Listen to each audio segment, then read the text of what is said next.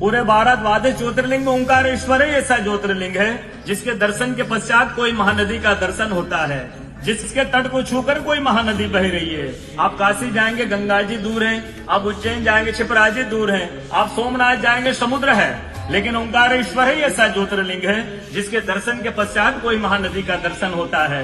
वो महानदी है रुद्रदेहाय विद्महे मैं कलकन्याज धीमहि तन्नो नर्मदा प्रचोदयात्। भगवान शंकर की देह से पसीने के बूंद से निकली है माँ नर्मदा।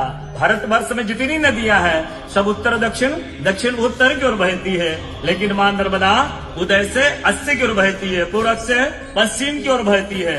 भारतवर्ष में जितनी नदियां हैं उसमें नर्मदा ही नदी ऐसी है जिनके जितने कंकर हैं सब शंकर है।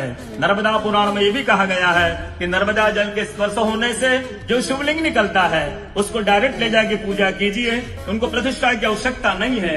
नर्मदा जल स्पर्श होने से वो स्वयं प्रतिष्ठित हो जाते हैं। अयोध्या में राम लला जी की जब स्थापना की गई थी तो नर्मदा का 2.5 फीट का नर्मदा का शिवलिंग राम जी के साथ अयोध्या में स्थापित किया गया था और कहा गया है कि रेवा तटे तबम कुर्यात मोक्षदायिनी गंगा। कलयुग में आपको तब करना है, नर्मदा किनारे जाइए, और मोक्ष करना है तो गंगा किनारे जाइए। रेवा तटे तबम कुर्यात मोक्षदायिनी गंगा। तो नर्मदा किनारे एक संत का, तपस्या संत का अनुभव बताता हूँ जो वर्षों से नर्मदा किनारे रहे। जब वो देखते हैं सुबह 3 से 4 बजे ब्रह्म मुहूर्त में एक कोई माई आती है, नर्मदा स्नान करके लौट जाती है। संतों को जिज्ञासा हुई कि मैं वर्षों से इस माँ को देख रहा हूँ, नर्मदा स्नान करके लौट जाती है।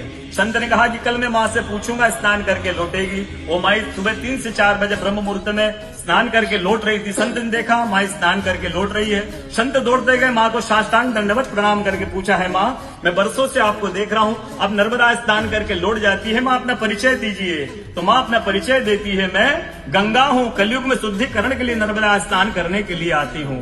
बोलो गंगा मैया की जय, नर्मदा मैया की जय, ओंकारेश्वर भगवान की जय, आज के कथा के आनंद की जय, भक्त और भगवान की जय।